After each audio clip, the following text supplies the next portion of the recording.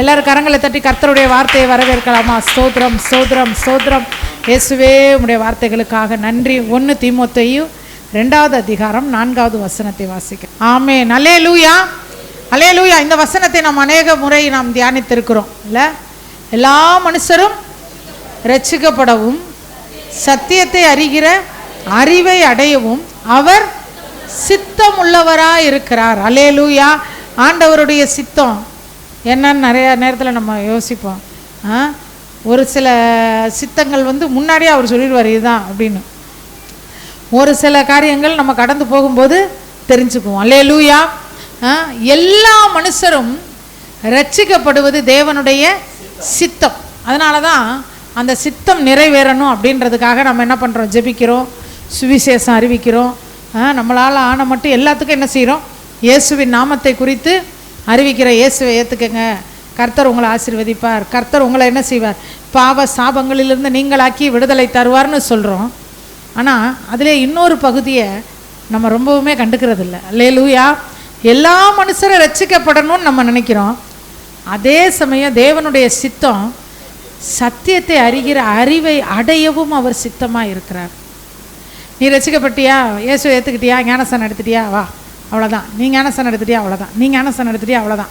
நீ ஞானஸ்நானம் எடுத்துட்டியா? அவ்வளோதான். அப்படி இல்லை. எல்லா மனுஷரும் ரட்சிக்கப்படணும். ரட்சிக்கப்படுறதுன்னா என்ன?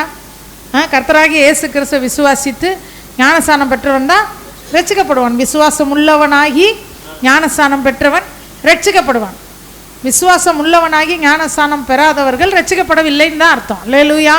அப்போ இந்த ரட்சிப்பை நம்ம பெரிய அளவில் ஃபோக்கஸ் பண்ணுறோம். இயேசுவை அறிவிக்கிறோம், ஞானஸ்நானத்தை குறித்து சொல்கிறோம், எப்படியாவது ஆண்டவருக்குள்ளே வாங்க ஆண்டவருக்குள்ளே வாங்கன்றோம். ஆண்டவருக்குள்ளே என்ன செய்கிறோம்? ஆத்துமாக்களை ஆதாயம் பண்ணுறோம். அதோடு நம்மளுடைய காரியம் நின்றாது. ஒரு ஆத்துமா கர்த்தர் இப்போ தேவராஜ் இயேசுவை ஏற்றுக்கொண்டு ஞானஸ்நானம் பெற்று கர்த்தருடைய பிள்ளையாய் தன் வாழை தன்னை ஒப்பு கொடுத்துருக்கான். அடுத்த ஸ்டெப்பு தேவராஜ் சத்தியத்தை அறிகிற அறிவில் என்ன செய்யணும்? நிரப்பப்படணும். அல்லேலூயா. எல்லா மனுஷரும் ரட்சிக்கப்படவும் சத்தியத்தை அறிகிற அறிவை அடையவும் தேவன் சித்தமாக இருக்கிறார். இன்னைக்கு அப்படியே இது என்னவா ஆயிடுதுன்னா, ஞானஸ்நானம் பெற்ற உடனே அப்படியே விடுதலை கிடைச்ச மாதிரி சிறகடிச்சு பறக்க ஆரம்பிச்சிடறாங்க. அதுக்கப்புறம் அந்த சத்தியத்தின் மேலுள்ள அந்த வாஞ்சை கொஞ்ச நாளில் என்னவாயிருது? குறைந்துருது. ஏன்னா அந்த வாஞ்சையை நம்ம சரியான விதத்தில் அவங்களுக்குள்ள என்ன செய்யலை? சபை கூடுதல் ஞானஸ்தானம் என்பது ஏதோ ஒரு பாரம்பரிய நிகழ்வு அல்ல. நம்ம வரணும் ஞாயிற்றுக்கிழமை, அப்படி இல்லை. சத்தியத்தை அறிகிற அறிவை அடைய எந்த அளவுக்கு சத்தியத்தை அறிகிற அறிவிலே நாம் வளர்ந்துருக்கிறோம். இன்னொரு வசனம் வாசிக்கலாம். 2 பேதுரு 3:18. அவரை அறிகிற அறிவிலே வளருங்கள். எந்த அளவுக்கு நம்ம வளர்ந்துக்கிட்டு இருக்கோம்? நம்ம வளர்ச்சி நாளுக்கு நாள் இயேசுவை அறிகிற அறிவில் நாம் வளர்ந்துக்கிட்டு இருக்கோமா? இல்லை அந்த வளர்ச்சி ஒரு குறிப்பிட்ட எல்லை வந்தோடனே அப்படியே ஸ்டாப் ஆயிடுச்சா? இன்னைக்கு நாம் ஆராய்ந்து பார்க்கணும். அல்லேலூயா அல்லேலூயா. போன வாரத்தில் கர்த்தர் நம்மோடு பேசினார். என் ஜனங்கள் உபவாசித்து ஜெபிக்கிறதை விட்டு விட்டார்கள். அதனால் அந்த உபவாசத்தை மறுபடியும் என்ன செஞ்சுருக்கோம்? ஆமாம், புதுப்பிக்கணும். அந்த ஒரு கிருபையை தாங்கன்னு ஜெபித்தோம். இன்றைக்கு கர்த்தர் நம்மோடு பேசுகிற ஒரு வார்த்தை என்னன்னா, சத்தியத்தை அறிகிற அறிவிலே வளருங்கள். சர்ச்சுக்கு வரோம், நல்லது.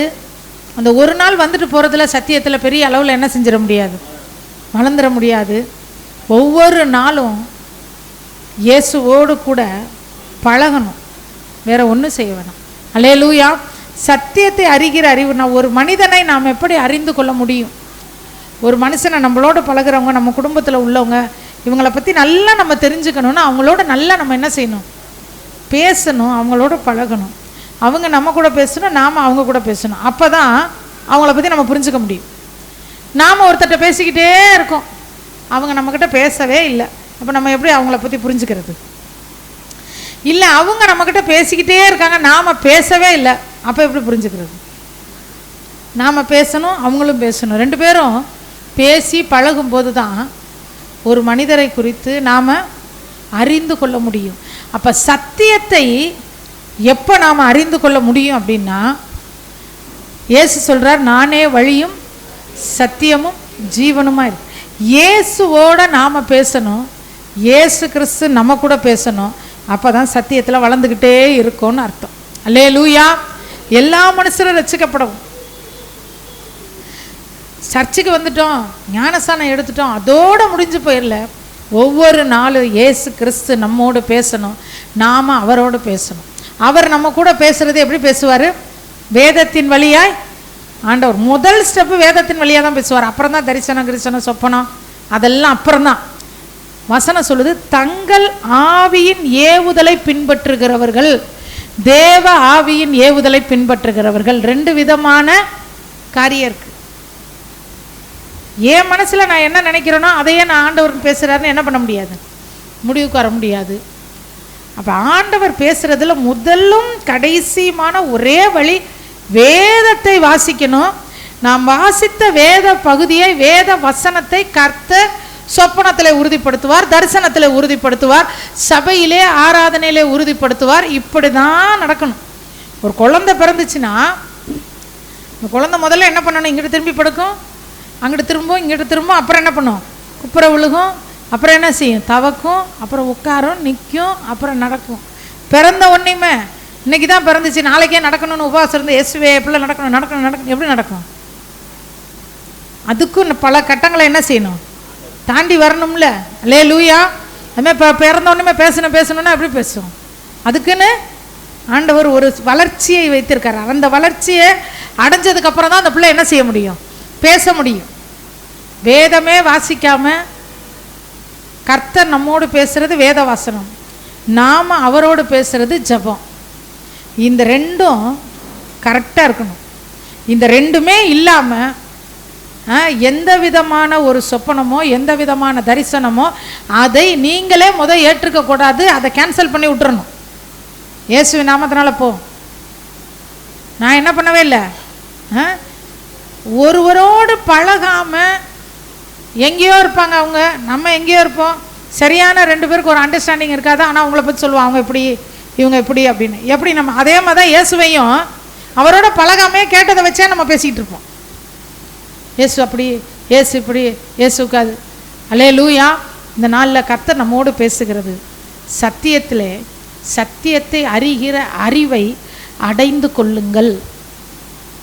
ரொம்ப ரொம்ப முக்கியமானது. இன்னைக்கு எப்படின்னா, ஒரு விசுவாசியினுடைய ஆவிக்குரிய வளர்ச்சியை தடை பண்ணுறதுக்கு பிசாசு பயன்படுத்துகிற மிகப்பெரிய ஆயுதம் எது சொல்லுங்க பாப்போம்? பைபிள் வசனத்தை வச்சே யூடியூப்ல நிறைய காரியங்களை கொடுத்து என்ன பண்ணி விட்டுருவான். வேற எதை கொடுத்தும் ஒரு விசுவாசியை என்ன பண்ண முடியாது, ஏமாற்ற முடியாதுன்றது பிசாசுக்கு நல்லாவே தெரியும். நல்லா தெரியும் பிசாசுக்கு. ஐயோ இது ரட்சிக்கப்பட்டுருச்சு, இது இயேசுவோட பிள்ளை, இதை வேற எந்த வழியிலையும் என்ன பண்ண முடியாது, வர முடியாது. இதை வச்சு தான் இதை என்ன பண்ணணும், குழப்பணும்னு சொல்லி ஒரு குழப்பம். நான் சொல்கிறேன், நீங்கள் யூடியூப்பில் மெசேஜ் கேட்குறேன், நான் உங்களை தப்புன்னு சொல்லலை. அது அறிவுக்கு போகும். ஆன்மாவுக்கு போகிறது எது அப்படின்னா, ஒரு ஜெபத்தில் கேட்குற தேவனுடைய பிரசங்கம் தான். இல்லைன்னா தனிப்பட்ட முறையில் நீங்கள் ஜெபிச்சு வேதம் வாசிக்கிறது மட்டும்தான் ஆத்துமாவுக்கு நேராக போகும். மற்றபடி நீங்கள் கேட்குறத நான் உங்களை வேண்டான்னு சொல்லலை, கேளுங்க. நல்ல ஒரு ஆவிக்குரிய எழுப்புதலான ஒரு சில பிரசங்கங்களை கேட்குறேன்னா கேட்கலாம், அதில் தப்பு இல்லை. ஆனால் அந்த பிரசங்கத்தில் என்ன இருக்கணும் அப்படின்னா, சத்தியத்தை அறிகிற அறிவை அடைய சொல்லி உங்களை உந்தி தள்ளணும். ஜபம் பண்ணுறதுக்கு உங்களை உந்தி தள்ளணும், வேதம் வாசிக்கிறதுக்கு உந்தி தள்ளணும். அந்த மூணு இல்லாமல் ஆகாயத்தில் அடிக்கிற மாதிரி சிலம்பம் பண்ணுனா அந்த இதை விட்டு வெளியில் என்ன செஞ்சிடணும், வந்துடணும், வெளியே வந்துடணும். உடனே ஆண்டவர் அவருடைய சித்தத்தை நமக்கு எழுதி வைத்திருக்கிறார். எல்லா மனுஷரும் ரட்சிக்கப்படணும். அதனால் பார்க்குறவங்களுக்கெல்லாம் இயேசுவை எந்த அளவுக்கு முடியுமோ அந்த அளவுக்கு என்ன செய்யணும். எல்லார் மேலும் விழுந்த கடமை என்னன்னா, நம்மளை சுற்றி இருக்கிற எல்லாருக்கும் ரட்சிப்பின் சுவிசேஷத்தை நாம் சொல்லியே ஆகணும். அதுதான் ஆண்டவருடைய சித்தம். இங்கே சொல்லாமல், என்னுடைய அம்மாவுக்கு சொல்லாமல் என்னுடைய அப்பாவுக்கு சுவிசேஷம் சொல்லாமல் அவங்க இன்னும் ரட்சிக்கப்படவே இல்லை அப்படின்னு வச்சுக்குவோம். அப்போ அவங்களுக்கு சொல்லாமல், என்னுடைய பிள்ளைகளுக்கு சுவிசேஷத்தை சொல்லாமல், சுவிசேஷத்தை சொல்லியும் ரட்சிக்கப்படலன்னா அது கர்த்தராச்சு அவங்களாச்சு. ரட்சிப்பு யாருடையது? கர்த்தருடைய. ஆனால் சுவிசேஷமே சொல்லாமல் இப்போ நான் பத்திரிக்கை வச்சா இத்தனை பேர் வராங்களே, அத்தனை பேர்லேயும் ஒருத்தர் கூட நம்ம சொல்லாமல் இருக்கவே கூடாது. ஏதாவது ஒரு வழியில் சுவிசேஷத்தினால பேசக்கூடியவங்களுக்கு பேசிடுவேன், நேராக போய் சொல்லக்கூடியவங்களுக்கு சொல்லிடுவேன், சொல்ல முடியாதவங்களுக்கு லெட்டர் போட்டுருவேன். ஒரு லெட்டரை வாங்கி என்ன பண்ணிடுறது, வசனத்தை அடித்து இதுதான் சத்தியம், இதுதான் நித்திய ஜீவன், இயேசுவை ஏற்றுக்கிட்டா தான் உனக்கு பரலோகம், இல்லைன்னா நரகம், நீ கேட்டதெல்லாம் இது வரைக்கும் நீ நினச்சி வச்சுருக்கிறதெல்லாம் பொய்ன்னு சொல்லி லெட்டர் அடித்து என்ன பண்ணி விட்டுறது, அனுப்பி விட்டுட்டு அப்பாடா. ஒரு சிலர் லெட்டருக்கு நல்ல ரியாக்ஷன் வரும், ஒரு சிலர் கடுப்பாகும். நீ என்ன வேணாலும் ஆகும், அல்லேலூயா, என்ன வேணாலும் ஆகு. ஆனால் இயேசுவை குறித்து அறிவிக்க வேண்டியது யாருடைய சித்தம்? தேவனுடைய சித்தம். அப்போ ஆண்டவரை குறித்து நாம் அறிவிக்கணும். ரெண்டாவது, அறிவிக்கிறதோடு விட்டுறக்கூடாது, சத்தியத்தை அறிகிற அறிவை அடையணும். யார் தெரியுமா அடையணும்? அறிவிக்கிற நாம் தான் அடையணும். நான் போய் ஒருத்தருக்கு சுவிசேஷம் சொல்கிறேன்னா நான் சத்தியத்துக்குள்ளே என்ன செஞ்சுருக்கணும்? தெளிவாக இருக்கணும். ஓசியா 6:6 வாசிக்கலாம். பலியை அல்ல இரக்கத்தையும் தகன பலிகளை பார்க்கிலும் தேவனை அறிகிற அறிவையும் விரும்புகிறேன். ஆண்டவருடைய விருப்பத்தை பாருங்களேன். நம்மக்கிட்ட உங்களுக்கு என்ன விருப்பம்னா என்ன சொல்லுவோம்? நமக்கு பிடிச்சதெல்லாம் சொல்லுவோம்ல, எனக்கு இது வேணும், எனக்கு அது வேணும், என்னுடைய விருப்பம் இப்படி அப்படி, என்னுடைய விருப்பம் நம்ம சிங்கப்பூருக்கு போகிறது. சிங்கப்பூருக்கு ஏற்கனவே போயிட்டு வந்த ஆள் தான் அவங்க. ஆனாலும் கர்த்தர் என்ன செய்கிறார் இந்த நாட்களில்? ஆமாம், என்னுடைய விருப்பம் அந்த ஊருக்கு போகிறது, என்னுடைய விருப்பம் இந்த ஊருக்கு போகிறது, இந்த நாட்டுக்கு போகிறது. ஆண்டவர் சொல்கிறாரு, உங்களுக்கு என்ன ஆண்டவரே விருப்பம் அப்படின்னு ஆண்டவர்கிட்ட கேட்டால் ஆண்டவர் சொல்கிறாராம், தகன பலிகளை பார்க்கிலும் தேவனை அறிகிற அறிவை அதையே நான் விரும்புகிறேன். அப்போ அவர் விரும்புகிற அந்த விருப்பத்துக்குள்ளே நாம் எந்த அளவுக்கு இருக்கிறோம்? தேவனை அறிகிற அறிவை ஆண்டவர் விரும்புகிறார். தகன பலி செலுத்தணுன்றதை விட அப்படின்றார். தகன பலி வேணான்னு சொல்லலை, பலி செலுத்து, ஆனால் அதை விட என்னை நல்லா புரிஞ்சுக்கிட்டு பலி செலுத்துன்றார். அல்லேலூயா. ஆண்டவரை ஆராதிக்கலாம், 1 மணி நேரம் ஆராதிக்கலாம், 2 மணி நேரம் ஆராதிக்கலாம், 1000 ஸ்தோத்திர பலி சொல்லலாம், 10,000 ஸ்தோத்திர பலி சொல்லலாம். ஆனால் அவரை தெரிஞ்சு வச்சுக்கிட்டு சொல்லணும். அவர் யாருன்னு அறிந்து வைத்து கொண்டு சொல்லணும். ஒருத்தவங்களை பார்த்தா முதல்ல இயேசுவை பற்றி என்ன நினைக்கிறீங்கன்னு கேட்கணும். இயேசுவை பற்றி அதில் அவங்க சொல்கிற பதிலே ஓரளவுக்கு நம்ம என்ன செஞ்சுக்கலாம், புரிஞ்சுக்கலாம். நீங்கள் அவரை பற்றி என்ன நினைக்கிறீங்க? அவர் பெரிய வல்லமை உள்ளவருங்க, அவர் அதுங்க, அவர் இதுங்க. ஒரு 2 பேர் பேசிக்கிட்டாங்களாம். 2 ஒரே சர்ச்சுக்கு போகக்கூடிய 2 விசுவாசிகள் பேசிக்கிட்டாங்களாம். அப்போ இந்த விசுவாசி சொன்னாங்களாம், நான் ஒரு நாளைக்கு 2 மணி நேரம் ஜெபிக்கிறேன், ஒரு நாளைக்கு 3 மணி நேரம் ஜெபிக்கிறேன். அந்த விசுவாசி சொன்னாங்களாம், நான் நாள் முழுவதும் தேவனுடைய பிரசன்னத்திலே நடக்கிறேன். அல்லேலூயா. அவங்க சொன்னாங்களா, நீ 2 மணி நேரம் ஜெபிச்சுட்டு மீதி உள்ள 22 மணி நேரத்துலேயும் உன்னுடைய இச்சைகளின்படி நடக்கிற, உன்னுடைய மாம்சத்தின் இச்சைகளை திருப்தி பண்ணுறதுக்காக ஓடிக்கிட்டு இருக்க, உன்னுடைய உலக சிற்றின்பங்களுக்குள்ளே நீ கிடக்கிற 22 மணி நேரம் உன் மாம்சத்தை நீ திருப்திப்படுத்துகிற, ஆனால் நான் 24 மணி நேரமும் தேவனை திருப்திப்படுத்துகிறேன். அல்லேலூயா, அல்லேலூயா. இதுக்கு பின்னாடி எவ்வளவு அர்த்தம் இருக்குது தெரியுங்களா? ஆண்டவர் நம்மக்கிட்ட எதிர்பார்க்குறார். அவர் நம்மக்கிட்ட என்னை பற்றி நீ இன்னும் நல்லா அறிஞ்சுக்கோ அப்படின்றார். அல்லேலூயா. என்னை பற்றி நல்லா அறிஞ்சுக்கோ, என்னை பற்றி தெரிஞ்சுக்கோ, நான் யாருன்றதை நீ புரிஞ்சுக்க. எந்த சூழ்நிலையிலையும் அவர் நம்ம கூட நிற்கிறவர்ன்றதை தெரிஞ்சுக்கணும். எந்த நேரத்துலையும் நம்மளை விட்டுட்டு என்ன செய்ய மாட்டார், அவர் விலகி போகவே மாட்டார், நம்ம கூடவே இருப்பார். உலகத்தின் முடிவு பரியந்தம் சகல நாட்களில் நான் உங்களோடு. அவர் நம்ம கூட இருக்கிறாருன்ற ஒரு உணர்வு நமக்கு 24 மணி நேரம் இருக்கணும். பவுல் சுவிசேஷத்து நிமித்தம் அவர் எங்கே போயிடுறாரு? சிறைச்சாலைக்கு போயிடுறாரு. அந்த சிறைச்சாலையில் இருந்து சீசர்களுக்கு என்ன பண்ணுறாரு? அவர் நிருபங்களை எழுதுறார். அதில் எழுதும்போது இந்த கட்டுகள் தவிர எல்லாவற்றிலையும் என்ன மாதிரியே நீங்களாம் இருக்கணும்னு விரும்புகிறேன். அதுக்கப்புறம் பார்த்திங்கன்னா சந்தோஷமாக இருங்கள். பிலிப்பியருக்கு எழுதின நிருபம்லாம் அவர் சிறையில் இருந்து எழுதுனது. சந்தோஷமாக இருங்கள், சந்தோஷமாக இருங்கள் என்று மறுபடியும் உங்களுக்கு சொல்லுகிறேன். இதை சொல்லும்போது அவர் நிலைமை எப்படி தெரியுமா? சிறைச்சாலையில் ரொம்ப கௌரவமாக வச்சுருப்பாங்க அவரை, அடித்து கிடிச்சு அவ்வளவு வேதனை, அத்தனை துன்பத்தின் மத்தியிலும் வெளியில் இருக்கிறவங்களுக்கு சொல்லுவார், என்னுடைய உபத்திரவங்களை பார்த்து அவங்க பயந்துடக்கூடாது. நாமளாக இருந்தால் நீங்கள் சந்தோஷமாக இருங்கன்னு சொல்லுவோமா? நம்ம என்னன்னு எழுதுவோம்? நான் இங்கே ஜெயிலில் இருக்கேன், எனக்கு என்னைய பெயில் எடுக்கிறதுக்கு எதுவும் முயற்சி பண்ணல, உங்களுக்கெல்லாம் அவ்வளோ சந்தோஷம், கண்ணீரோடு ஜெபியுங்கள்னு அவர் சொல்கிறாரு. சந்தோஷமாக இருங்கப்பா, கர்த்தருக்குள் என்ன செய்ய மகிழ்ச்சியாக இருங்க. இந்த கட்டுகள் தவிர எல்லாத்துலேயும் நீங்கள் என்ன மாதிரியே நீங்கள் இருக்கணும்னு நான் விரும்புகிறேன்றேன். அல்லேலூயா. அவருடைய சித்தம், அவர் நம்மக்கிட்ட எதிர்பார்க்குற ஒரு காரியம். அவர் யாருன்னு நம்ம இன்னும் நல்லா அறிஞ்சிக்கணும். இன்னும் நல்லா அறியணும்னா பைபிள் படிக்கணும், ஜெபம் பண்ணணும். ரெண்டு இருக்கணும்.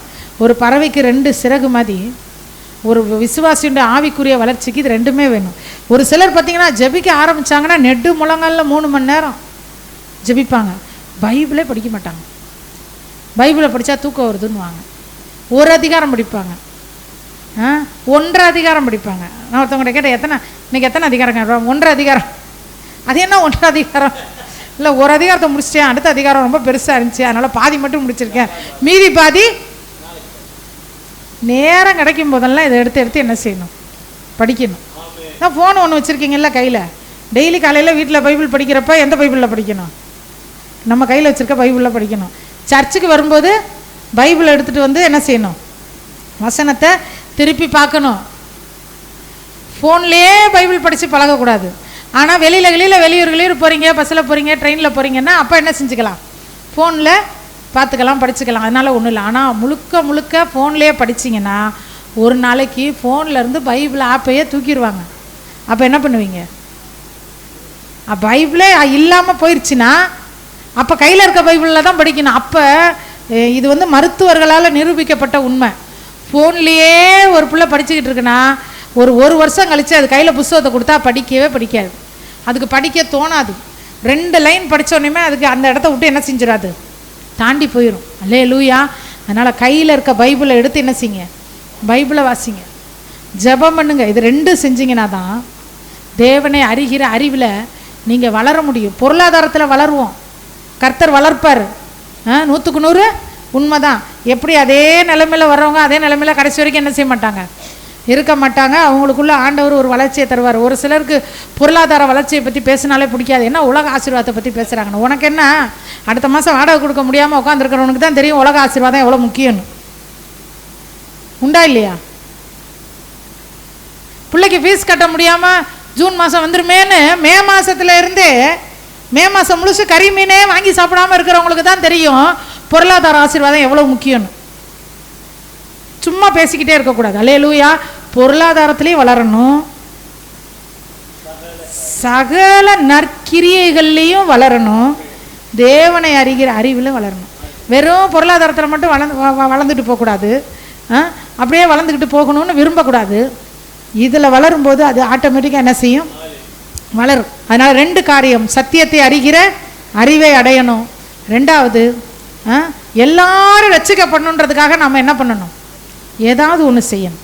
ஒன்று ஜெபிக்கணும், இன்னொன்று கண்ணுக்கு முன்னாடி ஒரு ஆத்துமா இருக்கும், அந்த ஆத்துமா கூட நம்ம ரொம்ப நல்ல ஃப்ரெண்டாக பழகுவோம். ஆனால் அதுக்கு இயேசுவை பற்றி சொல்ல மாட்டோம். அந்த ரங்கத்தில் வந்து ஜெபிப்போம், ஆண்டவரே அந்த ஆத்துமாவை ரட்சியும். அந்த ஆத்துமா இயேசு சொல்லுவார், நான் ரட்சிக்கிறது இருக்கட்டும், நீ சொல்லு. என்னையா இது நீ சொல்ல மாட்ட, என்னைய வந்து ரட்சின்னு நாம் சொன்னாதான் அவர் ரட்சிப்பார். சொல்லவே முடியாது அப்படிப்பட்ட ஆள் எங்கெங்க இருக்காங்க? என்ன நம்மளை கொன்றுவாங்களா? சொன்னால் கொலையாக பண்ணிடுவாங்க. என்ன செய்வாங்க? 4 நாளைக்கு பேச மாட்டாங்க, மூஞ்சியை தூக்கி வைப்பாங்க. தூக்கி வச்சா தூக்கி வைக்கட்டும். கர்த்தர் தம்முடைய முகத்தின் ஒளியை நம்ம மேலே பிரகாசிக்க பண்ணணும், அதுதான் நமக்கு முக்கியம். யார் நம்ம கூட பேசினா என்ன, பேசாட்டி என்ன, நாம் சத்தியத்தை என்ன செய்யணுமா? சரியான விதத்தில் அறிவிக்கணும். அல்லேலூயா. ஒரு வசனம் வாசிக்கலாம். 2 பேதுரு 2:20 வாசிக்கலாம். தேவனை அறிகிற அறிவு நமக்குள்ளே வரும்போது, நாம் அதில் வளரும்போது நமக்கு என்ன நடக்குதுன்னு பார்க்கலாம். கர்த்தரும் இரட்சகருமாகிய இயேசு கிறிஸ்துவை அறிகிற அறிவை ஒருவர் நல்லபடியாக அறிந்து அதில் வளர்ந்தாங்கன்னா உலகத்தின் அசுத்தங்களுக்கு அவங்க தப்பிச்சிருவாங்க. நான் சபைக்கும் போகிறேன், அசுத்தமும் நான் பண்ணிக்கிட்டு இருக்கேன் அப்படின்னா நீ இன்னும் இயேசுவை அறிய வேண்டிய பிரகாரமாய் அறியவில்லை. இயேசுவை பரிசுத்தர்னு நான் அறிஞ்சிருந்தா, அவர் எனக்குள்ள இருந்தார்னா நான் பாவம் என்ன செய்ய மாட்டேன். அசுத்தங்களுக்கு தப்பணும் அப்படின்னா ஆண்டவர் அறிகிற அறிவு வேணும். இன்னைக்கு ரட்சிக்கப்பட்டுட்டேன், பாவத்தை விட முடியல, என்னை பாவம் மேற்கொள்ளுது அப்படின்னா ஒன்னே ஒன்று சொல்லுங்க, நான் கிருபைக்கு கீழ்பட்டிருக்கிறபடியால் பாவம் என்னை மேற்கொள்ள முடியாது. நான் எதில் கீழ்பட்டிருக்கிறேன்? கிருபைக்கு கீழ்பட்டிருக்கிறபடியால். நான் கிருபைக்கு கீழ்பட்டிருக்கிறபடியால், தேவ கிருபை என் மேல் இருக்கிறபடியால் இந்த பாவம் என்னை ஜெயிக்க முடியாது அப்படின்றத அறிக்கை பண்ணணும். ஆண்டவரே, உண்மை அறிகிற அறிவில் நான் வளரும் போது அசுத்தங்களுக்கு நான் தப்ப முடியும். ஒரு சிலர் ஒரு சின்ன ஒரு பாவம் வந்துருச்சு, பாவத்தில் சின்ன பாவம் பெரிய பாவம் இல்லை, எல்லாமே பாவம் தான். 10 ரூபா திருநாலும் பாவம் தான், 10 கோடி திருநாலும் பாவம் தான். அப்போ பாவம் செஞ்சதுக்கப்புறம் சொல்லுவாங்க, ஏசப்பாட்டே வரமாட்டாங்க, ஜெபிக்க மாட்டாங்க. என்னன்னா, நான் பாவம் செஞ்சுட்டேன், நான் ஜெபிக்கிறதுக்கே எனக்கு கில்ட்டியாக இருக்குது. அந்த கில்ட்டியெல்லாம் கழட்டி வச்சிடணும். கில்ட்டியெல்லாம் ஏசப்பாட்டை கழட்டி வந்து ஏசப்பா முன்னாடி வந்து, ஏசப்பா உங்களுக்கே தெரியும், உங்களுக்கே தெரியும் நான் என்ன பண்ணிகிட்டு இருக்கேன்னு உங்களுக்கு தெரியும், இதுலேருந்து என்னை தூக்கி எடுக்க உங்களால் அதை மட்டும்தான் முடியும். அந்த நம்பிக்கையில் தான் நான் இப்போ வந்து உங்ககிட்ட நிற்கிறேன், என்னை தூக்கி எடுங்க ஆண்டவரே. தேவனை அறிகிற அறிவு, ஒரு அறிவை நம்ம நல்லா அறிஞ்சு வச்சுருக்கணும். எவ்வளவு நம்ம இயேசுவை விட்டு விலகி போனாலும் அந்த இடத்துல இருந்து இயேசு மறுபடியும் கொண்டு வந்து நம்மை சேர்க்க அவர் வல்லவர்ன்ற அறிவு நமக்கு இருக்கணும். மற்றவங்க நம்மளை பார்த்து சொல்லுவாங்க, நீ இப்படி போயிட்ட கர்த்தர் உன்னை விட்டுருவாரு, நீ அப்படி போயிட்ட ஆண்டவர் உன்னை நேசிக்க மாட்டாரு. அதெல்லாம் யார் சொல்கிறதையும் கேட்காதீங்க. எவ்வளவு தூரத்தில் போனாலும், பாவத்தின் படுகுழியில் சேத்துல கிடந்தாலும், அங்கே இருந்து ஆண்டவரே என்னை தூக்கி எடுங்க அப்படின்னு நம்ம ஜெபம் பண்ணால் நம்மை தூக்கி எடுப்பார்ன்ற நிச்சயம் இருக்கணும். தூக்கி எடுத்ததுக்கப்புறம் நாளைக்கு மறுபடியும் அதே பாவத்தை செஞ்சுட்டு நாளைக்கும் போய் ஆண்டவரே தூக்கி எடுங்க அப்படின்னு, அல்லேலூயா, அப்படி செய்யக்கூடாது. அவருடைய கிருபையை நாம் என்ன செய்யக்கூடாது? அசட்டை பண்ணக்கூடாது. இப்போ தேவனை அறிகிற அறிவில், சத்தியத்தை அறிகிற அறிவை நாம் அடையணும் அப்படின்னா இயேசுவே சத்தியம் என்பதை நாம் என்ன செய்யணும்? அறிந்து கொள்ளணும். நம்முடைய காரியங்கள் எவ்வளவு மோசமாக இருந்தாலும் அவர் அறிகிற அறிவு நமக்குள்ளே பெருகும்போது அந்த தீமையிலிருந்து, அந்த அசுத்தத்திலேருந்து ஆண்டவர் நம்மை காப்பாற்றுவார். எந்த மனுஷனாலும் தன்னில் தானே பரிசுத்தத்தை வருவித்து கொள்ள முடியவே முடியாது. நான் வந்து பரிசுத்தமாக இருக்கேன், ஒரு சிலர் சுபாவத்திலே இருப்பாங்க, அது வேற. நான் ஒரு சிலரை பார்க்கும்போது நான் சொல்லுவேன், இவங்க அப்படியே ரொம்ப பரிசுத்தமாக இருக்காங்க. நான் சொல்லுவேன், அவங்க பாவம் செய்கிறதுக்கு தைரியம் இல்லைடா, அதனால் பரிசுத்தமாக இருக்காங்கன்னு. டானி சொல்லுவான், ஒரு சிலரை காமிப்பாமா, பாருமா எப்படி இருக்கார் பாருமா அந்த அண்ணே, அவருக்கு பாவம் செய்கிற கூட தைரியம் இல்லைடா. அதெல்லாம் கிடையாது. இயேசுவின் மேல் உள்ள அன்பின் நிமித்தம் ஒரு அசுத்தத்திலிருந்து நீ வெளியே வந்தீனா தான் கரெக்டுன்னு அர்த்தம். இயேசுவுக்கு இது பிடிக்காது அப்படின்னு செய்யாமல் இருக்கணும். நீ சின்னதுலேருந்தே செஞ்சு பழகலை, அதனால் செய்யலை. ஒரு பொண்ணு வந்து லவ் லெட்டர் கொடுத்ததுக்கப்புறம் தான் தெரியும் நீ எந்த அளவுக்கு கண்களின் இச்சையிலேருந்து தப்பிக்கிறேன்னு. யாருமே கொடுக்கல, அதனால நீ யாரையுமே லவ் பண்ணல, அவ்வளோதான். கொடுத்ததுக்கப்புறம் தான் தெரிஞ்சிருக்கும். கொடுத்த பின்னாடியே ஓடுறியா, இல்லை லவ் லெட்டரை கிழிச்சு அது மூஞ்சிலேயே தூக்கி எறியறியான். அல்லேலூயா. அசுத்தங்களுக்கு தப்பணும். சினிமா, சீரியலு, இச்சையான காரியம், அது இது, இயேசுவே எனக்கு விடுதலை கொடுங்க அப்படின்னு கூப்பிடும்போது எந்த குழியில் இருந்தாலும் அவர் நம்மை விடுவிக்கிறவர் என்ற அறிவு நமக்கு வேணும். எந்த அறிவு வேணும்? அந்த அறிவு நமக்கு வேணும். இன்னொரு வசனத்தை வாசித்து நம்ம ஜெபிக்கலாம். 2 பேதுரு 1வது அதிகாரம் 2-3 வசனம். இயேசுவை அறிகிற அறிவு நமக்குள்ள வர வர வர கிருபை நமக்கு என்ன ஆயிட்டு இருக்குமா? பெருகுமா. அநேகருடைய ஸ்தோத்திரத்தினால் கிருபை பெருகுதுன்னு வாசிக்கிறோம். இயேசுவை அறிகிற அறிவினால கிருபை என்ன செய்யும்? பெருகும். உதாரணத்துக்கு எந்த விஷயத்தில் இப்போ பாவம் செய்கிற காரியத்திலே வச்சுக்குவோம். ஏன்னா நம்மள ஒருத்தருமே பூரண பரிசுத்தவான் கிடையாது. பூரண பரிசுத்தவான்னா அவங்க இருக்க வேண்டிய இடம் எது? பரலோகம். இங்கே ஏதோ 1-2 சரி பண்ண வேண்டிய விஷயம் இருக்கனால வச்சுருக்காரு. இது வந்து மெக்கானிக் ஷாப்பில் வச்சுருக்காரு. இது எல்லாத்தையும் சரி பண்ணிவிட்டு அப்புறம் என்ன பண்ணலாம்? இதை ஒருத்தட்ட சொல்லிட்டேங்க தெரியாமல். ஒரு ரட்சிக்கப்படாதவங்க, அவங்கள்ட்ட சொன்னேன், ரட்சிக்கப்பட்டு நம்ம எல்லாமே. அவங்க சொன்னாங்க, நான் வந்து குடிக்கிறேன், அதனால் நான் ஏசுக்கிட்ட வரமாட்டேன், நான் குடிக்கிறேன் அதனால் ஞானஸ்தானம் எடுக்க மாட்டேன். நான் சொன்னேன், இங்கே பாரு, நீ குடிக்கிற ஏசுக்கிட்ட வரலன்னு நீ நின்னா வாழ்க்கை முடிச்சு வெளியே தான் நிற்கணும். தைரியமாக அவர் அப்பா, நான் அவர் பிள்ளை, அவருடைய உறவை நாடி நான் வரேன்னு நீ உள்ளே வந்துட்டீன்னா இந்த குடியிலிருந்து இயேசு உனக்கு விடுதலை கொடுப்பார், நீ உள்ள வா அப்படின்னு சொன்னப்ப, இல்லை எல்லாரும் பரிசுத்தமாக இருக்காங்க. நான் சொன்னேன், இல்லை இல்லை எல்லாருமே 100க்கு 100 பரிசுத்தம் இல்லை, எல்லாம் ஏதோ ஒன்றில் எப்படி தான் இருக்குது, சிந்தனையில் ஒரு பாவம் இருக்கும், இல்லை ஏதோ ஒன்று இருக்கும், அதெல்லாம் நீங்கள் யோசிக்காதீங்க. அப்படி எல்லாம் ரொம்ப பரிசுத்தமாக ஆயிட்டோம்னா நம்ம இருக்க வேண்டிய இடமே வேற அப்படின்னு சொல்லிட்டேன். அடுத்த வாரம் சர்ச்சுக்கு வரேன்னு இருந்தாங்க. ஃபோன் பண்ணி, ஏன் சர்ச்சுக்கு வரலண்ணா? இல்லை நீங்கள் தான் சொன்னீங்கல்ல பூரண பரிசுத்தமாயிட்டா செத்து போயிடுவாங்கன்னு, அதனால நான் வரல. பரிசுத்தமாயிட்டா ஐயோ பரிசுத்தமாயிட்டா செத்து போயிடுவேன்னு சொல்லல. எப்பயுமே வசனத்தை கூட எப்படிதான் எடுத்துக்கிறது, தாறுமாறா என்ன பண்றது வசனத்தை. கிருபை பெருகணும்னா அவரை அறிகிற அறிவு வேணும். என்ன அறிவு வேணும்? எவ்வளவு குழியில போயிருந்தாலும், உலகமே என்னை பாவின்னு சொன்னாலும், என் மனசாட்சி என்னை பாவின்னு சொன்னாலும், இயேசு என்னை அப்படி சொல்லவே மாட்டார். அவர் யாக்கோபிலே அக்கிரமத்தை காண்கிறவர் இல்லை, இஸ்ரவேலிலே குற்றம் பிடிக்கிறவர் அல்ல. என்ன அக்கிரமா இருந்தாலும், என்ன குற்றமா இருந்தாலும் சாஷ்டாங்கமா விழுந்துருங்க. எப்பா தெரியாம பண்ணிட்டேன், நான் செஞ்சது தப்பு தான், என்ன மன்னிச்சிருங்கன்னு சொன்னீங்கன்னு வச்சுக்கோங்களேன், மன்னிப்பதற்கு அவர், ஏன்னா கிருபை பெருகும். இந்த அறிவு நமக்கு இருக்கணும். எந்த அறிவு இருக்கணும்? எவ்வளவு நான் கீழே போயிருந்தாலும் என்னை தூக்கி விட இயேசு வல்லவர். கிருபை பெருகணும்னா அவரை அறியணும். 2 காரியம் அவரை அறியணும்னா, ஜெபம், வேத வாசிப்பு. தயவு செஞ்சு ஒரு நாள் கூட இந்த 2ஐயுமே மிஸ் பண்ணிடாதீங்க. ஜெபமும் வேத வாசிப்பும் இருக்கணும். அதுக்கப்புறம் தான் மற்றதெல்லாம். ஒரு ஒரு ஒரு பிரதர் சொன்னார் என்கிட்ட, நான் ஞாயிற்றுக்கிழமை ஆகிட்டா சிஸ்டர் உங்கள் மெசேஜை போட்டு கேட்டுருவோம், குடும்பமாக உட்காந்து மெசேஜை கேட்போம். சர்ச்சுக்கு போவீங்களா? சர்ச்சுக்கெல்லாம் போகிறது இல்லைங்க. அப்போனா அந்த மெசேஜ் உங்களுக்கு பிரயோஜனப்படவே படாது. சபைக்குள்ளே போய் உக்காந்து ஆண்டவர் அங்கே சொல்கிற வார்த்தை தான் உனக்கு வேலை செய்யும். இது அறிவுக்கு தான் என்ன செய்யும்? பிரயோஜனப்படும். அல்லேலூயா. நிறைய பேர் இது கொரோனாவுக்கு அப்புறம் ரொம்ப வசதியாயிட்டாங்க. கொரோனாவுக்கு அப்புறம் என்ன ஆயிட்டாங்க? ஆன்லைனில் அது பாடுறாங்க, ஆன்லைனில் பார்த்துக்குவோம், ஆன்லைனில் பார்த்துக்குவோம், ஆன்லைன்லேயே எங்களுக்கு அப்பரசம் வரும், அப்பரசத்தையும் ஆன்லைன்லேயே சாப்பிட்டுக்குவோம், ஆன்லைன்லேயே நாங்கள் தசம பாகமும் அனுப்பிக்குவோம். அல்லேலூயா. அவ்வளவு தூரம் இருதயம் எப்படி ஆயிடுச்சு? மந்தம் அடைஞ்சு போச்சு, சோம்பல் ஆயிடுச்சு, சோம்பேறித்தனம் வந்துருச்சு. எதில் வேணாலும் சோம்பேறித்தனம் இருக்கலாம். கர்த்தரை தேடுகிறதுல என்ன இருக்கக்கூடாது? நிர்விசாரம் இருக்கக்கூடாது. கிருபையிலே அவரை அறிகிற அறிவினாலே கிருபையும் சமாதானமும் பெருகும். அல்லேலூயா. சமாதானத்தை எங்கே போய் வாங்க முடியாதுங்க. எவ்வளவு காசு கொடுத்தாலும் அது கிடைக்கவே கிடைக்காது. எவ்வளோ பெரிய காலேஜில் படித்தாலும் அது கிடைக்காது. எத்தனை கோடி சம்பாதிச்சாலும் அது கிடைக்காது. ஒரே ஒரு காரியத்தில் தான் கிடைக்கும். இயேசுவே நீர் என் சமாதான காரணர், எனக்கு சமாதானம் தருகிற தேவனே. காலையில் எந்திரிச்சோன்னையும் இந்த நாள் முழுவதும் தேவன் கொடுக்கிற சமாதானம் எனக்குள் நிலைத்திருக்கட்டும் ஆண்டவரே. இந்த சமாதானத்தை கெடுக்கும்படியாக, இந்த சமாதானத்தை குறைக்கும்படியான எந்த ஒரு மனிதனுடைய வார்த்தையோ செயல்களையோ இயேசுவின் நாமத்தில் நான் கட்டி அப்புறப்படுத்துகிறேன்.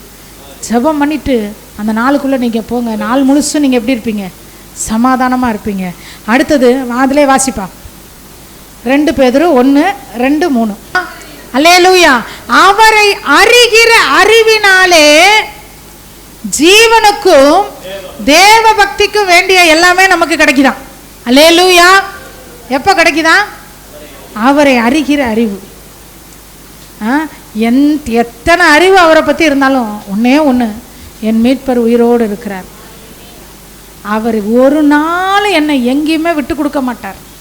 எனக்கு அந்த பாட்டு அவ்வளோ பிடிக்கும். என்னை விட்டு கொடுக்காதவர். அதை பாட்டை பாடும்போதே அழுதுருவோம்.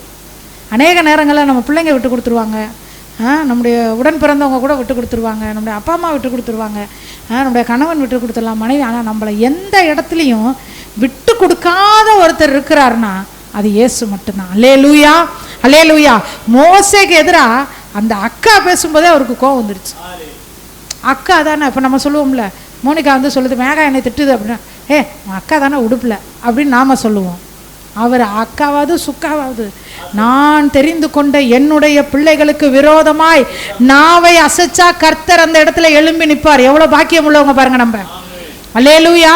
அந்த அறிவு நமக்கு இருக்கணும். ஜீவனுக்கும் இந்த உலகத்திலே வாழுகிற கடைசி நிமிஷம் வரைக்கும் இந்த ஜீவியத்திற்கு நமக்கு என்னெல்லாம் தேவையோ அது எல்லாவற்றையும் அவரை அறிகிற அறிவினாலே கர்த்தர் நமக்கு தருகிறார்.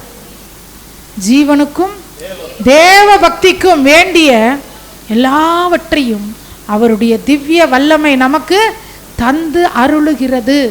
அல்லேலூயா, அல்லேலூயா. அவர் அறிய அறிய அறிய இந்த ஜீவனத்துக்கு தேவையான எல்லாத்தையும் அவர் கொடுப்பார். தேவ பக்திக்கு வேண்டிய ஆவியின் கனிகளை கொடுப்பாரு, ஆவியின் வரங்களை கொடுப்பாரு, அபிஷேகத்தை கொடுப்பாரு, கிருபையை கொடுப்பாரு, வரங்களை கொடுப்பாரு, வல்லமையை கொடுப்பாரு. இதெல்லாம் எங்கிருந்து வருது? அவரை அறிகிற அறிவினாலே ஆண்டவர் நமக்கு கொடுக்கிறார். ஜீவனுக்கு தேவையான எல்லாத்தையும் அவர் கொடுக்கும்போது மற்றவங்க பார்த்து பேசத்தான் செய்வாங்க. இதுக்கு இது தேவையா, இதுக்கு இது தேவையா, இவ்வளோ ரூபாய்க்கு செருப்பு தேவையா, இவ்வளோ ரூபாய்க்கு. தேவனை அறிகிற அறிவு தான் ஜீவனத்துக்கு தேவையானதை கொடுக்கும். அதை ஆண்டவர் கொடுக்கும்போதே ஒரு சிலர் ஐயோ அம்மான்னு அடிச்சுக்குவாங்க. பார்க்குறவங்க உனக்கு தேவையான்னு கேட்குற அளவுக்கு கர்த்தர் நம்மை ஆசீர்வதிப்பார். அல்லேலூயா. ஜீவனுக்கும் தேவ பக்திக்கும் வேண்டிய எல்லாவற்றையும் அவருடைய திவ்ய வல்லமை நமக்கு தருகிறது. மொத்தத்தில் காரியத்தின் கடைத்தொகையை கேட்போம். காரியத்தின் கடைத்தொகை என்ன? அவரை அறிகிற அறிவை நாம் அடைய வேண்டும் என்று அவர் விருப்பம் கொள்ளுகிறார். உங்கள் விருப்பத்தெல்லாம் அவர் நிறைவேற்றுறார்ல, அவர் விருப்பத்தை நாம் நிறைவேற்றணுமா இல்லையா? நம்ம கேட்குறபதியே அவர் நமக்கு கொடுக்குறாருல. ஆண்டவரே இப்படி செய்யுங்கப்பா, ஆண்டவரே அப்படி செய்யுங்கப்பா, ஆண்டவரே இதை செய்யுங்கப்பா, ஆண்டவரே அதை செய்யுங்கப்பா. நான் நினச்சோன்னே ஆண்டவர் செய்கிறாருன்றாங்கல்ல. அப்போ அவர் நினச்சோன்னே நாம் செய்யணுமா இல்லையா? சத்தியத்தை அறிகிற அறிவு நமக்கு வேணும். அனுதின ஜெபமும் அனுதின வேத வாசிப்போம் நமக்கு இருக்கணும். ஆண்டவரை குறித்து அதிகமாக நாம் அறிஞ்சுக்கணும்னா அவர்கிட்ட அதிகமாக பழகணும், அவர்கிட்ட பேசணும், அவர்கிட்ட பேசிக்கிட்டே இருக்கணும். ஜெபம் பண்ண நேரம் போக மீதி நேரத்தில் தேவையில்லாததை பேசக்கூடாது. ஜெபத்தெல்லாம் முடிச்சாச்சு, காலையில் சாப்பிட்டாச்சு, அங்கிட்டு ஒரு கொஞ்சம் நேரம் இருக்குன்னா ஏசப்பா ஸ்தோத்திரம் ஆண்டவரே. சமைக்கும்போது கூட அவர்கிட்ட பேசிக்கிட்டே ஆண்டவரே நல்லவர், ஆண்டவரே ஆண்டவரே நிற்கிருபை உள்ளவர். பாத்திரம் விளக்குறீங்களா? பாத்திரம் விளக்கும்போது ஏசப்பா இந்த பாத்திரம் பாருங்கப்பா எவ்வளோ அழுக்காக இருக்குது, இதே மாதிரிப்பா நானும் ரொம்ப அழுக்காக இருக்கேன் ஆண்டவரே, நான் இந்த பாத்திரத்தை சுத்தம் பண்ணுறேன், நீங்கள் என்ன சுத்தம் பண்ணுங்க ஆண்டவரே. இப்படி எல்லா கோணத்துலேயும் அவர்கிட்ட பேசி பேச பேச பேச அவரை அறிகிற அறிவு நமக்கு நிறைய என்ன செய்யும்? கிடைக்கும். அவர் அறிகிற அறிவு நமக்கு கிடைக்கும்போது அசுத்தங்களுக்கு ஈஸியாக தப்பிச்சிடலாம். உலகம் அசுத்தத்தில் தான் இருக்குது, உலகம் பாவத்தில் தான் இருக்குது. பிசாசு எப்படியாவது கொண்டுட்டு போய் கீழே தள்ளணும்னு தான் முயற்சி பண்ணுவோம், ஆனால் தப்பிக்க வச்சிருவாரு ஆண்டவர். அல்லேலூயா. இந்த அறிவு நமக்கு இருக்கணும். எவ்வளவு எக்ஸ்ட்ரீம் லெவலில் போய் கீழே போய் சகதியில் புரண்டா கூட அங்கேருந்து ஆண்டவரை விழுந்துட்டேன்ப்பா, தெரியாமல் விழுந்துட்டேன், தயவு செஞ்சு தூக்கிடுங்கன்னா தூக்கிடுவார். ஏதோ ஒரு பெரிய தப்பு பண்ணிட்டா கூட ஆண்டவர் நான் பெரிய தப்பு பண்ணிட்டேப்பா, ஏதோ மாம்ச இச்சையில் நான் என்ன பண்ணிட்டேன் தப்பு தான், தயவுசெய்து என்னை மன்னிச்சிருங்க, என்னை உங்கள் ரத்தத்தால் கழுவுங்க, என் சந்ததிகளுக்கு அந்த பாவம் என்ன செஞ்சிடக்கூடாது, போயிடக்கூடாது ஆண்டவரே. என்னோட இப்பையோட அந்த பாவத்தினுடைய அந்த வல்லமை, அந்த பாவத்தினுடைய விளைவை இயேசுவே நீ வேரோடு அறுத்து போடுங்கன்னு சாஷ்டாங்கமாக அவர் பாதத்தில் விழுந்து ஜெபம் பண்ணா ஆண்டவர் நமக்கு அற்புதம் செய்வார். அல்லேலூயா. நம்ம எல்லாரும் எழும்பி நின்று ஆண்டவரே உம்மை அறிகிற அறிவை எனக்கு தாங்க ஆண்டவரே.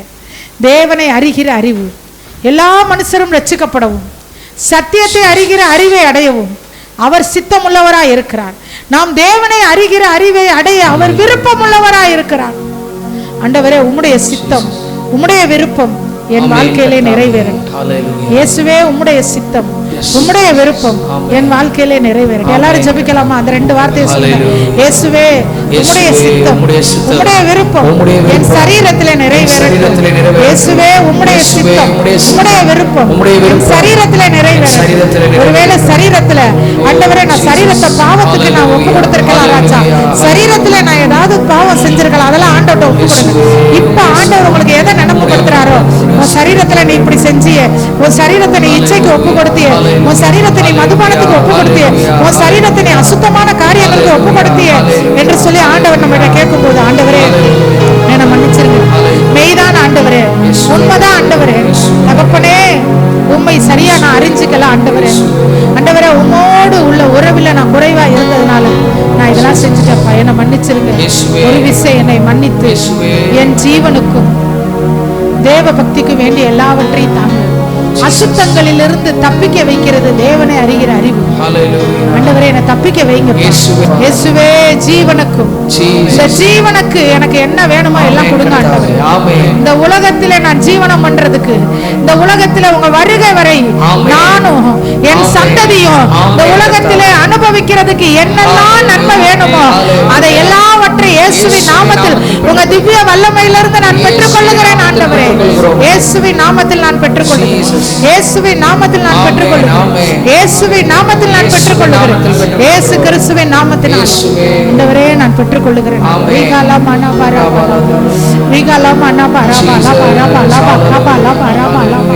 ஆண்டவரே உம்மை அறிகிற அறிவு ஆண்டவரே நான் அதுல வளர உதவி செய்யும். தேவனை அறிகிற அறிவிலே வளருங்கள்னு சொன்னீங்களே. சரீர வளர்ச்சியை விரும்புகிறோம், பொருளாதார வளர்ச்சியை விரும்புகிறோம் ஆண்டவரே. ஆனா தேவனை அறிகிற அறிவில எந்த அளவுக்கு வளர்ந்திருக்கிறோம் ஆண்டவரே. எல்லா மனுஷரும் ரட்சிக்கப்படணும், சத்தியத்தை அறிகிற அறிவை அடையணும். ரட்சிக்கப்படணும்ன்ற இடத்திலே நாங்க நின்னுட்டோம் ஆண்டவரே. சத்தியத்தை அறியறதுக்கு நான் எந்த விதமான ஸ்டெப் எடுக்கல தகப்பனே, மன்னிச்சிருங்க ராஜா. ஆண்டவரே என்னை கைப்பிடித்து வழி நடத்துங்க ராஜா. ஹல்லேலூயா. கரம் பிடித்து நடத்துவார், கண்மலை மேல் நிறுத்துவார். கரம் பிடித்து நடத்துவார், கண்மலை மேல் நிறுத்துவார்.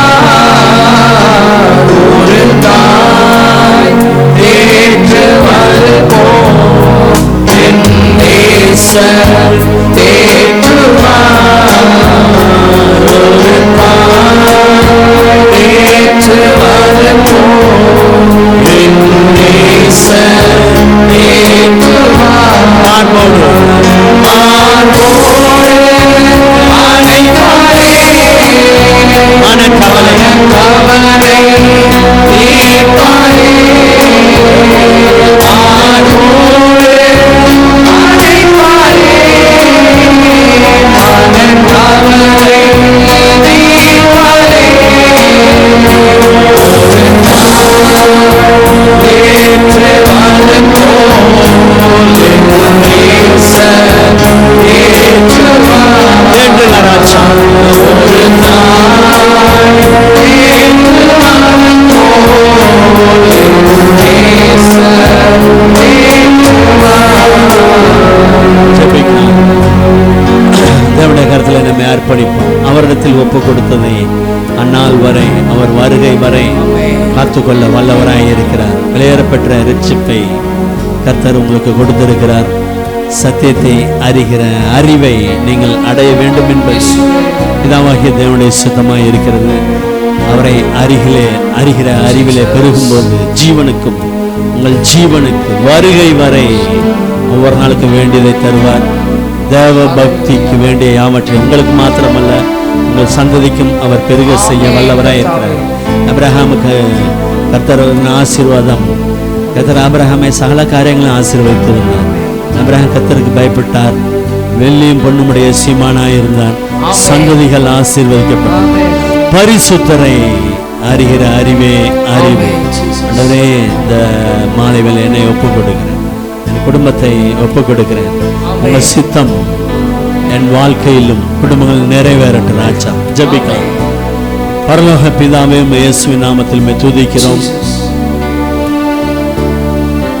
வாக்கினால் சொன்னதை கரத்தினால் நிறைவேற்றுகிறவர். எல்லா மனுஷர் ரட்சிக்கப்பட வேண்டும், சத்தியத்தை அறிகிற அறிவை அடைய வேண்டும் என்று நீங்க விரும்புகிறீர். உங்க சித்தமா இருக்கிறது. நேரப்பெற்ற ரட்சிப்பை பிள்ளைகள் கொடுத்திருக்கிறீர். இன்னும் சத்தியத்திலே வளர கிருபை செய்யுங்க. சத்தியவான் எவனும் என் சத்தத்தை கேட்கிறான் சொல்லி சத்தத்தை கேட்கவர்களுக்கு கிருபை தாங்க ராஜா. கேட்க முடியாதபடி தடை செய்கிற அந்நிய ஆளுகள் அப்புறப்படுத்துங்க ராஜா. ஜெபத்திலே அதிக நேரம் செலவிட கிருபை செய்யுங்க. வார்த்தையில வளர கத்த கிருபை செய்யுங்க ராஜா. குடும்பமாக உடைய பாதத்தில் அமர கிருபை செய்யுங்க. அறிகிற அறிவிலே வளர்ந்து அசுத்தங்களுக்கு தப்ப கர்த்தர்களுக்கு பலன் தாங்க ராஜா. அறிகிற அறிவிலே வளர்ந்து ஜீவனுக்கும் தேவ பக்திக்கு வேண்டிய யாவற்றையும் திவ்ய வல்லமினால் இவர்கள் பெற்றுக்கொண்டு சபைக்கும் சமுதாயத்துக்கும் இவர்கள் இருக்கிற இடங்களிலும் ஒரு ஆசீர்வாதமான பாத்திரமா இருக்கட்டும். ஆபிரகாமை குறித்து நாங்கள் வாசிக்கிறபடி ஆபிரகாமுடைய ஆசீர்வாதங்கள் கிறிஸ்து இயேசு மூலமாய் பிரஜாதிகளுக்கு வருகிறது என்று அறிகிற அறிவினாலே ஆபிரகாமின் ஆசீர்வாதங்களை நிறைவாய் பெற்றுக்கொண்டு கர்த்தருக்கு சாட்சியாய் வாழ கிருபை செய்யுங்க.